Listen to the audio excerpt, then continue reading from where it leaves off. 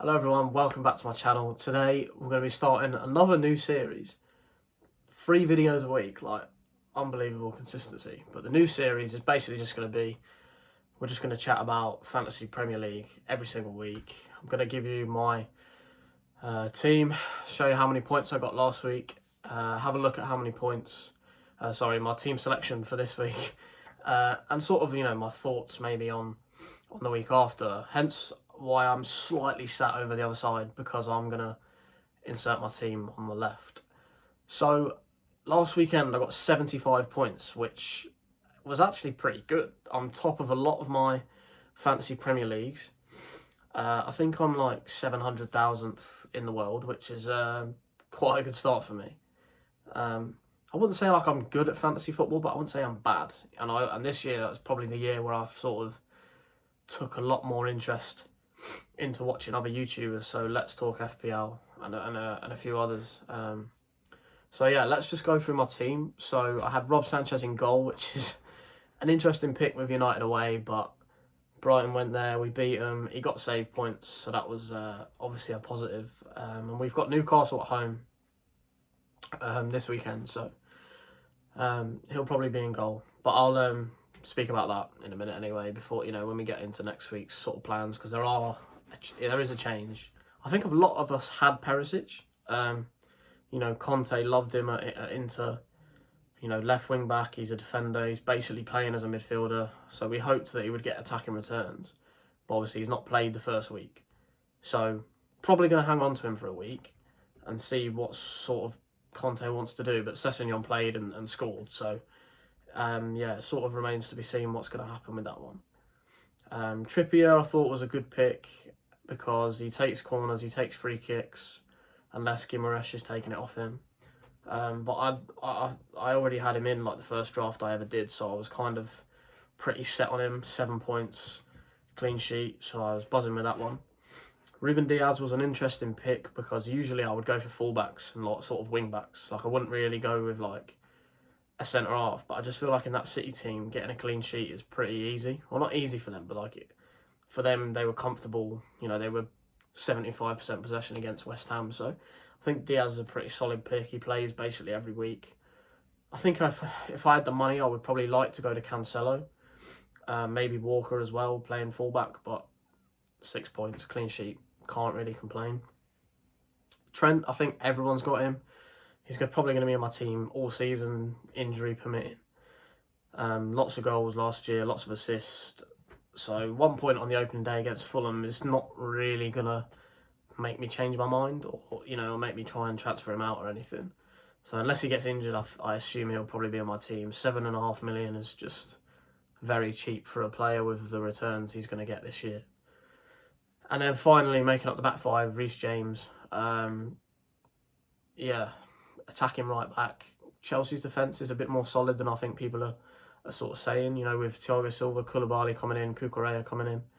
And it was sort of a toss-up between James and Chilwell. And I did have Chilwell in originally, but I moved to James because I think he's more likely to stay fit, more likely to play, and hopefully we'll get attacking returns over the season. Into the midfield, I went with 3 in midfield. Kulusevski was in my first draft. I had him towards the end of the season last year, and he did brilliant for me, so I was always going to stick with him. And 13 points, goal and assist, has sort of backed my point up there. And a lot of people, I don't know if they realised that obviously Richarlison was banned for the first game, so Kulusevski was always going to start. And he's got the most assists in the league since he signed in January this year. So Kulusevski will stay in no matter what, definitely for this week. Martinelli was my next one. 8 points, got a goal against Palace. I think he's sort of nailed that starting place down now. I know they've got a lot of options there with Smith Rowe and a few others, so it'll be interesting to see what his minutes do when the cup competitions come into play and stuff. But for now, I think pretty good pick. Fixtures are okay. So captain Mo Salah. I think a lot of people are not captaining him or not owning him this year, or like this, not as many as last year. And I didn't actually originally have Salah in, but then I thought, it's too good to have him. He scored in the last 6 opening days of the season. You've got to have him, and he returned with points. So captaining him seemed a pretty safe bet because I think a lot of people would. And then up front, I had Harry Kane, which is an interesting one because everyone's got this like perception he never scores in August and stuff. But I wanted him in. Now, am I regretting not having Haaland? Slightly, but I just felt new signing. I know he's obviously Erling Haaland and he's playing for Man City, and they've got Bournemouth at home now, so it's a bit of an interesting one, that one. But I think Kane over the season he's going to do really well in this new Conte team. And then Jesus blanked, which was disappointing, but I think he looked good. Arsenal looked good. Fixtures are good, so I'm not too bothered about that. Quick look at the bench. Obviously, Danny Ward. We'll probably rotate between him and Sanchez over the year, but Sanchez got a lot of clean sheets last year. Will get save points, and Ward's not sure. Obviously, he's a bit of a drop down from Kasper Schmeichel, so that one's an interesting one. But he's 4 million, so and he's a starting goalkeeper, so 4 million for a starter is pretty straightforward. Bruno Guimaraes, 3 points on the bench. Good player and could make the team this week, which is the one we need to discuss in a minute.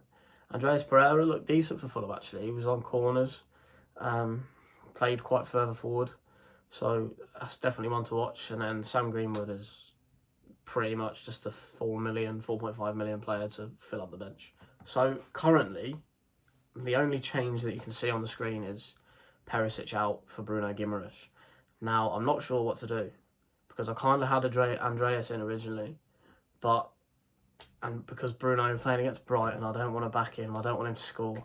I don't want him to get an assist or anything. But he's a good player and he got a lot of returns for Newcastle last year when he came in. So it's sort of a toss-up between him and Andreas. I'm hopefully not looking to make a transfer because I don't want to use one of my free transfers after 2 weeks. Last year I was, or in the past, I've been very quick to wildcard and use loads of transfers and take 20-point hits and stuff.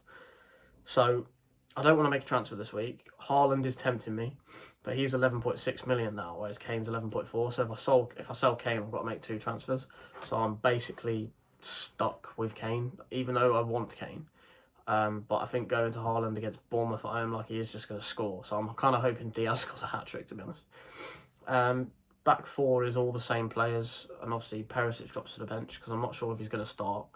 So yeah, back 4, I think, Liverpool, Palace at home, good fixture. Although Palace are a good side, I think if Liverpool can control the game, I think clean sheet and maybe an assist or something there for Trent. Reece James, Spurs at home is an interesting one because I think it's 2 good sides. And he might end up playing like right centre-back or something like that if they want to try and shore up the defence and keep a clean sheet, but he's going to be in over the season, so I don't want to make changes on a game-by-game basis and go this, because it's just knee-jerk reactions. Sanchez in goal, at home to Newcastle. We've had a pretty good defence the last few years. Home form wasn't great last year, but towards the end of the season we did finish really well. That's Brighton. And obviously 2-1 win at United, so I think that one's pretty straightforward. With Ward playing Arsenal, I don't really want to bring Ward in just in case they can see loads of goals. Trippier will be in the team anyway. And as I said with Diaz, I'm praying for a Diaz hat-trick. The midfield 4, probably going to stick with Salah as captain. I think Palace at home is a good fixture. It could change to Martinelli or Jesus because I think against Leicester, they didn't look great. I mean, they conceded twice to Brentford in the last 20 minutes. So maybe a late change to my captain to one of them. So it'll be interesting to come back to it next week and see who I actually did captain. But at the moment, I'm sticking with Salah. Usually good at the start of the season. He's at home. But Jesus and Martinelli, probably more Jesus. I'm looking at potential with Leicester at home. They're not looking, what they were a few years ago. So it's an interesting one, that one. Kulusevski will stay in. And then at the moment, toss up between Guimaraes and Andreas. I think logically I'll probably go with Bruno. I think my Brighton bias is coming in to try and get Andreas in, but I think I'm probably going to stick with Bruno. And then Kane will stay in. So we'll save a transfer instead of using one when I don't really need to. And if I want to go to Haaland next week, then I'll probably can because I can use the 2 transfers. And then the bench, basically the same. So I want to just keep the same team. I've had a good start. A lot of people had good starts, I think, obviously with Haaland and Salah, but I feel like at the start of the season you need to get a good start because you can get ahead of people and then see, you know, how you're going to stay ahead. So I was really happy with my first week. 75 points is pretty good. So I'm just hoping to carry that on this week. Finally, let's just have a little chat about sort of plans for the future with this team. Obviously, Haaland is on the watch list. If he's going to bang in the goals, then he might have to be a definite. But we all know he's got an injury in him, but so does Kane, and so does anybody really. But Haaland has missed a lot of football over the years. The defence I'm pretty settled on, to be honest. It's just Perisic is the one that might change because of minutes and stuff. And I quite like to have, I think now that I've sort of looked into it more, I used to have a lot of like players on the bench that would just never play. And then a starting 11, a starting 11 that was pretty settled. But I think I quite like having players on the bench that are going to play as well, just in case you need to make a late change or someone gets a late injury and then you get someone coming off the bench. So I think Perisic might be one that I change to someone that plays a bit more regular. Let's just see how his minutes sort of develop over the next few weeks. The midfield I'm pretty set on as well. It's just Gimaresh and Andreas and things like that. Might change over time.